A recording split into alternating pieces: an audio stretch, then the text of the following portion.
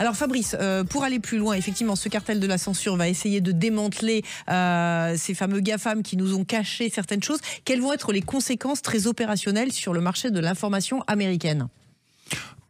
Elles sont déjà là, les conséquences sur le marché de l'information américain. CNN fait 100 000 téléspectateurs d'audience. Joe Rogan, qui est le podcast le plus populaire aux États-Unis, fait 23 millions de downloads par épisode.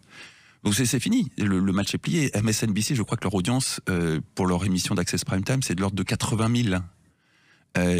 80 000, c'est beaucoup moins que LCI, qui est la 3e chaîne d'infos française, alors que eux ont un bassin d'audience avec une population de 450 millions de personnes. Alors ces chiffres concrètement, que signifient-ils? Ça signifie que c'est terminé. Il n'y a plus d'audience auprès des médias mainstream américains. C'est fini. Et puis par ailleurs, il n'y a plus la moindre confiance.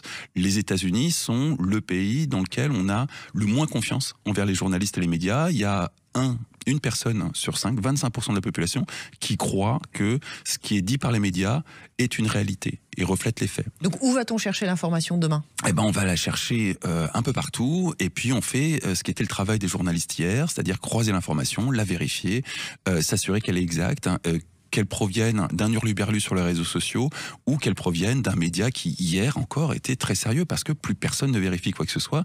Et derrière ce chiffre qui est catastrophique pour les médias américains, français aussi, hein, on est à peu près dans les mêmes... On va y venir.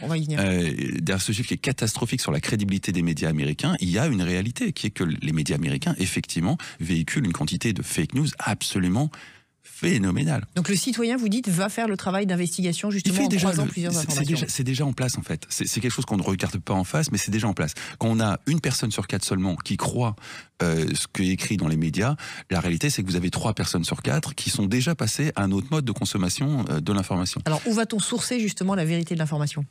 C'est un travail de journaliste qu'on apprend dans les écoles de journalistes. On croise les sources, on cherche des sources différentes de la même information, de façon à s'assurer que c'est une réalité. C'est compliqué, ça prend du temps, on peut pas faire ça sur toutes les informations.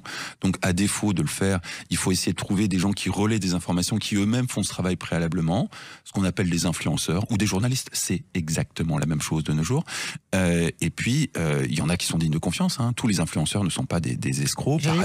Pareil pour les journalistes, ce ne sont pas tous des diffuseurs de fake news. Il faut absolument pas se répandre dans ce genre de préjugés. Il y a des influenceurs et des journalistes qui font un vrai travail de vérification des informations, mais faut être honnête, c'est pas si courant que ça. La plupart du temps, ils ont tout simplement pas les moyens de le faire.